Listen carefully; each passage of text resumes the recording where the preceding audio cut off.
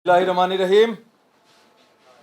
যেটা আমাদের মাননীয় মহাসচিব মমিনুল আলমিন সাহেব সঞ্চালনার মধ্যে বললেন, আসলেই আজকে প্রতিকূল আবহাওয়া এবং সব কিছু মিলিয়ে আমাদের প্রোগ্রামে যেমন একটা ভিন্নতা এসেছে।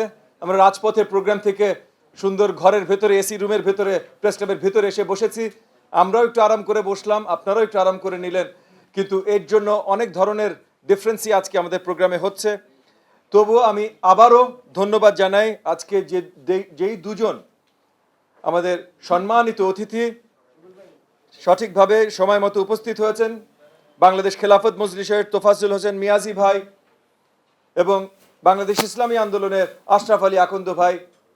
এই দুই দলই আমাদের অত্যন্ত বন্ধু প্রতিম দল। রাজপথে আমরা একসাথে ছিলাম। আকন্দ ভাই যেমন পরিষ্কার করে বললেন যে আমরা একে অপরের ডাকে সাড়া দেই নাই, এরকম গত 5-7 বছরে হয় নাই। এবং ইনশাআল্লাহ আমরা আশাবাদী যে আমরা সবাই মিলে একসাথে কাজ করে যেমন ঐক্যবদ্ধ থাকার মধ্য দিয়ে আমরা স্বৈরাচারী হাসিনা সরকারের পতন ঘটিয়েছি, ঠিক একইভাবে ঐক্যবদ্ধ থেকে আমরা আগামীর বাংলাদেশ, সুন্দর বাংলাদেশ বিনির্মাণ করব। জুলাই আগস্টের গণ আন্দোলন আমাদের সবার গণ আন্দোলন ছিল। আজকে এই টেবিলে বসা এমন কোনো দল নাই, এমন কোনো নেতা নাই আজকে এই টেবিলে বসে আছেন যে একদম আলটিমেট স্যাক্রিফাইস করার জন্য রাজপথে জুলাই আগস্টে ছিল না। আমরা সবাই ছিলাম এবং আমাদের ছাত্র এবং জনতার সাথে আমরা একসাথে দাঁড়িয়েছি, একসাথে সাফার করেছি। 15 বছর অত্যাচারিত হয়েছি, তো কি হয়েছে? আমাদের সামনে জাতীয় পর্যায়ে সবচেয়ে গুরুত্বপূর্ণ বিষয় আমাদের অন্তর্বর্তীকালীন সরকারের স্টেবিলিটি কিভাবে আমরা ধরে রাখতে পারি। তবে আজকে আমরা একত্রিত হয়েছি ইসরায়েলের আগ্রাসনের বিরুদ্ধে দাঁড়াবার জন্য। তো ছোট্ট করে একটু ইসরায়েলের আগ্রাসনের কথা বলে তারপর আমরা আমাদের জাতীয় বিষয় আসবো, কারণ এই দুটো কানেক্টেড। ইসরায়েলের আগ্রাসন, এই যে আমাদের পশ্চিমাদের মুসলমানদের বিরুদ্ধে বা ইসলামের বিরুদ্ধে আগ্রাসন, এটা 1000 বছরের বেশি পুরাতন। 1099 খ্রিস্টাব্দে পোপ আরবান দ্য সেকেন্ড যেমন ডাক দিয়েছিল প্রথম ক্রুসেডের, একইভাবে অলমোস্ট একই সুরে জাস্ট ওইটা হয়েছিল ইটালিয়ান মাটি থেকে, জমি থেকে। আজ থেকে 40 বছর আগে 1980-র দশকে যুক্তরাষ্ট্রের মাটি থেকে আমাদের আকন্দ ভাই যে কথাটা বলছিলেন, যুক্তরাষ্ট্রের মাটি থেকে একজন চিন্তাবিদ হান্টিংটন সিভিলাইজেশনাল ওয়ারের কথা উচ্চারণ করেছিলেন। উনি বলেছিলেন আগামীর যত সংঘর্ষ হবে, যত সংঘাত হবে, এটা সিভিলাইজেশনাল যুদ্ধ হবে। এবং সিভিলাইজেশনাল যুদ্ধ কার বিরুদ্ধে? কে? পশ্চিম বিরুদ্ধে ইসলাম। পশ্চিম একটা পুরো এলাকা তার বিরুদ্ধে একটা ধর্মকে দাঁড়া করিয়ে দিলেন। কেন ভাই? পশ্চিমা দেশগুলোতে মুসলমান নাই, পশ্চিমা দেশগুলোতে ইসলাম নাই। যুক্তরাষ্ট্রের সবচেয়ে শীঘ্রই সবচেয়ে বড় ধর্ম, সবচেয়ে সংখ্যাগরিষ্ঠ ধর্ম হতে যাচ্ছে ইসলাম। তাহলে কোন চিন্তায়, কি ভেবে আপনারা পশ্চিম বিরুদ্ধে ইসলামকে দাঁড়া করাইতে চান? এটা কখনো হয় না, এটা কখনো হবে না। ইসলাম দ্বীনের ধর্ম, ইসলাম সাফ মনের ধর্ম, আল্লাহ তাআলার জন্য কাজ করার ধর্ম। তার মানে আল্লাহ তাআলার শ্রেষ্ঠ সৃষ্টি মানব সন্তানের জন্য কাজ করবার জন্য। সো ইসলামকে কখনো সিভিলাইজেশনের বিরুদ্ধে দাঁড়া করানো যাবে না।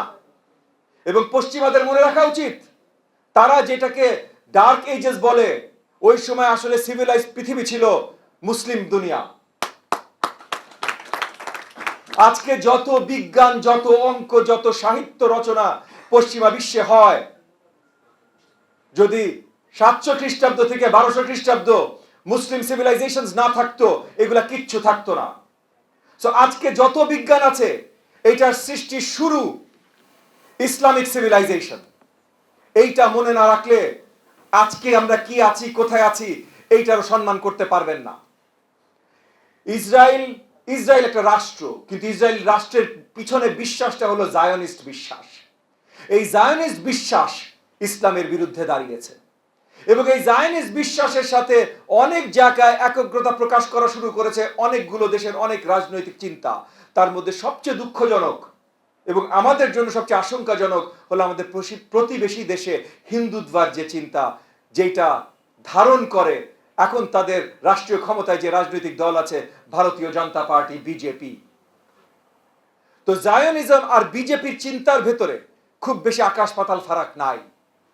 বিশ্ব মুসলমানদের একত্রিত হতে হবে এই জায়নিজমের বিরুদ্ধে দাঁড়াবার জন্য এবং এই হিন্দুত্বের বিরুদ্ধে দাঁড়ানোর জন্য।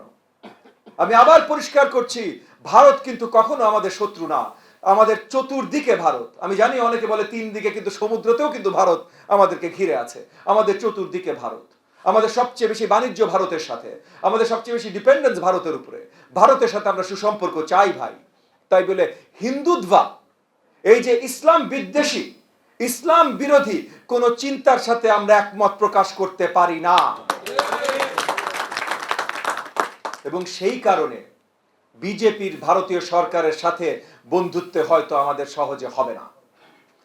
একই সাথে ইসরায়েলের বিরুদ্ধে দাঁড়ানো, ইসরায়েলের বিরুদ্ধে আওয়াজ তোলা, তারা আমাদের প্যালেস্টাইনের ভাই ও বোনদের উপরে যেইভাবে গণহত্যা চালিয়েছে গত অলমোস্ট 80 বছর ধরে, ইতিমধ্যে তারা লেবাননে যা শুরু করেছে, ইয়েমেনে যা করছে, এবং যেইভাবে আক্রমণ চালাতে চেষ্টা করছে ইরানের উপরে, যেখানে শুধু গণহত্যা না, আমরা একটা আশঙ্কার মুখে পড়েছি যে পুরো বিশ্ব একটা যুদ্ধে আবার লিপ্ত হতে পারে।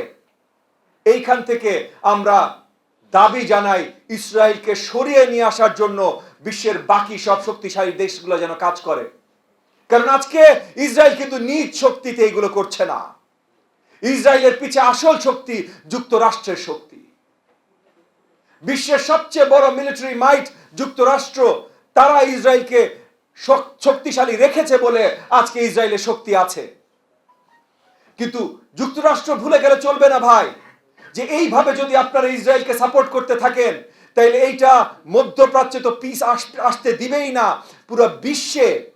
পুরো বিশ্বকে সংঘাতের দিকে এগিয়ে নিয়ে যাবে। এবং এইটা যদি হয়, তাহলে শুধু ইসরায়েলের ভবিষ্যৎ আপনার আশঙ্কাজনক না, পুরো বিশ্বের ভবিষ্যৎ আশঙ্কাজনক।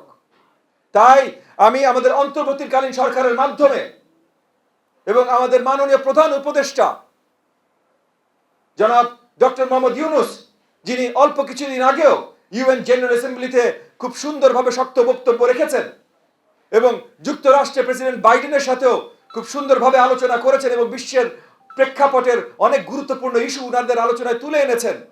আমি আশাবাদী উনিও তাদেরকে সঠিকভাবে পুশ করবেন যেন যুক্তরাষ্ট্রের ফরেন পলিসি, স্পেশালি মধ্যপ্রাচ্য ভিত্তিক ফরেন পলিসি, যেন সুন্দরভাবে পিসের দিকে, শান্তির দিকে আগানো শুরু করে।